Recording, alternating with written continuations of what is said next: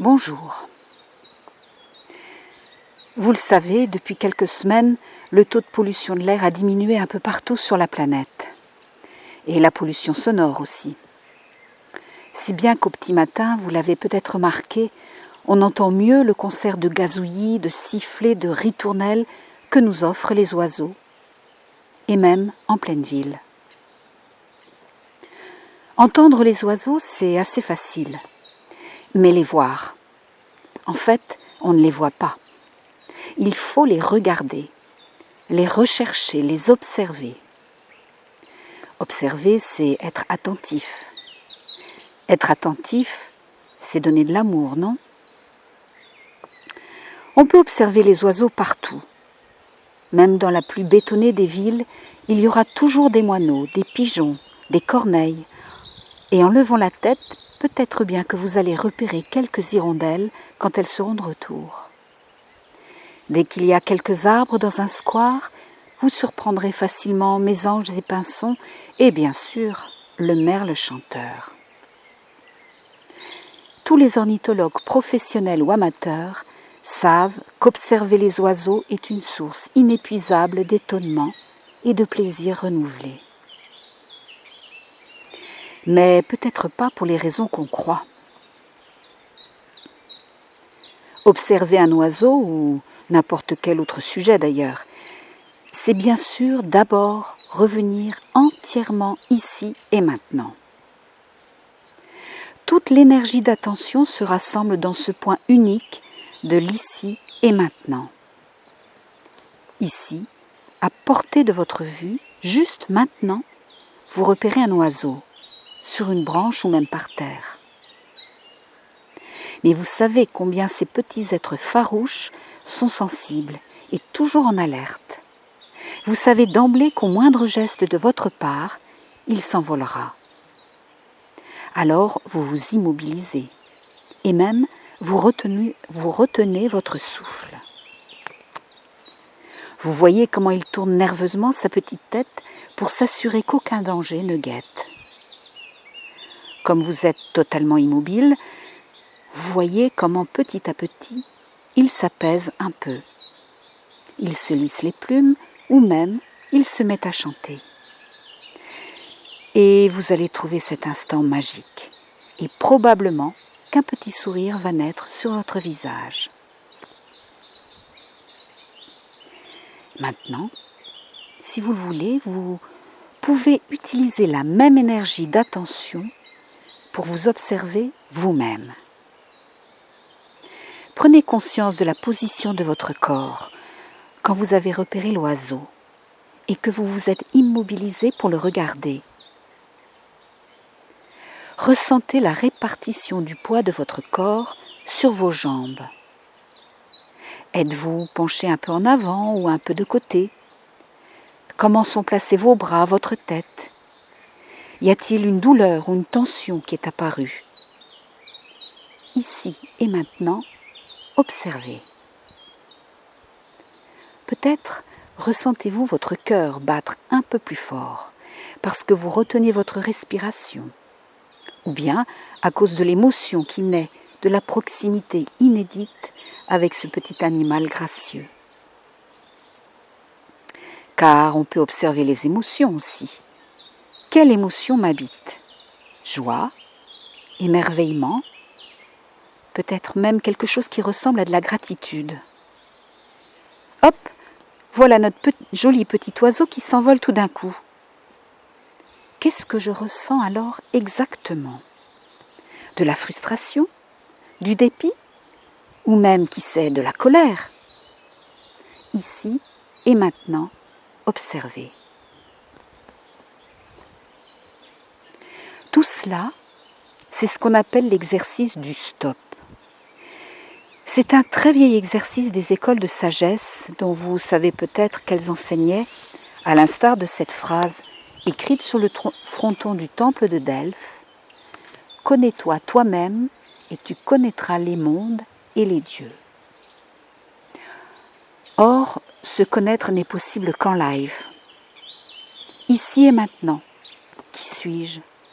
Comment je me tiens debout ou assis ? Comment je marche ? je bouge, je parle. Et qu'est-ce que je ressens dans mes émotions? Et à cela on rajoute, qu'est-ce que je suis en train de penser? Au menu de ce soir, à ma dernière dispute avec mon ou ma chère et tendre, à mon compte bancaire, ou peut-être que je repasse en boucle une belle soirée passée avec des amis. Qu'est-ce que raconte la radio qui émet en continu sous ma boîte crânienne et qui impose son programme pas toujours intéressant et auquel je ne porte habituellement qu'une attention relâchée? Tous les courants spirituels authentiques expliquent que l'être humain, ou plutôt l'essence de l'être humain, est endormi, emprisonné dans la nature animale et dans les conditionnements imposés dès l'enfance. Elle s'est oubliée, elle qui n'est faite que d'amour et de compassion, de joie, de clarté et de paix.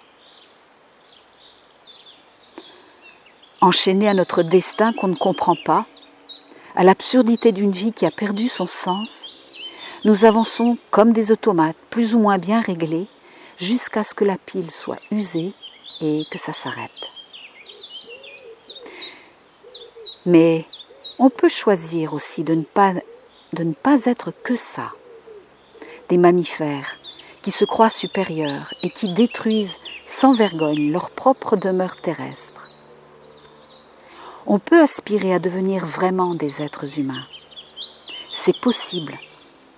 On peut retrouver cette belle partie, subtile et spirituelle, en lien permanent avec la beauté des mondes et qui nous invite au bonheur, pour nous-mêmes et pour les autres.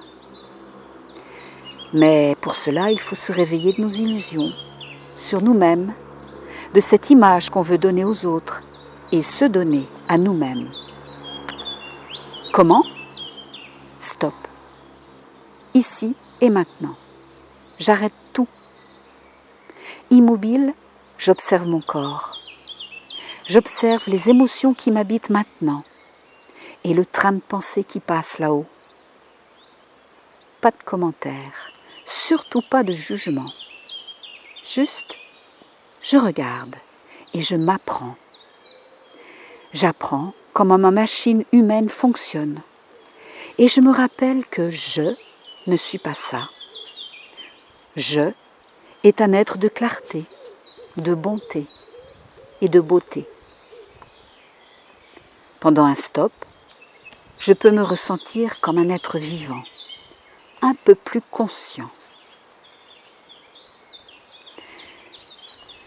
Celui qui m'a appris tout cela dit « Le stop, c'est comme si on arrivait à passer la tête entre les barreaux de la fenêtre, où il y a de l'air frais, un monde dehors, un ciel bleu. Alors peut-être bien qu'on n'est pas confiné où on croit. Stop, j'écoute et je regarde. Qui je suis maintenant, et aussi où je suis, et avec qui. On peut faire cela partout et à n'importe quel moment, à une condition, d'y penser. Ici, dans nos demeures, nous faisons stop quand on entend la cloche sonner. Sinon, on oublie, et c'est normal. L'être humain est oublieux, surtout de lui-même.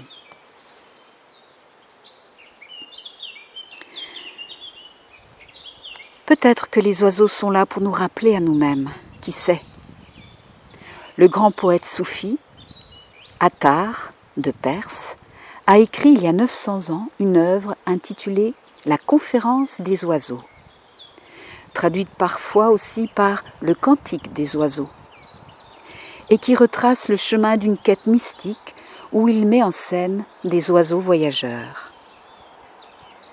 Au terme de leur périple, ils découvrent que Dieu n'est pas ailleurs que dans leur moi conscient réel, tout au fond d'eux. Voilà, c'était mes petits billets. Je remercie Célie Maïssel pour son enseignement. Je remercie l'agent télé et je vous remercie de votre écoute. Et à bientôt.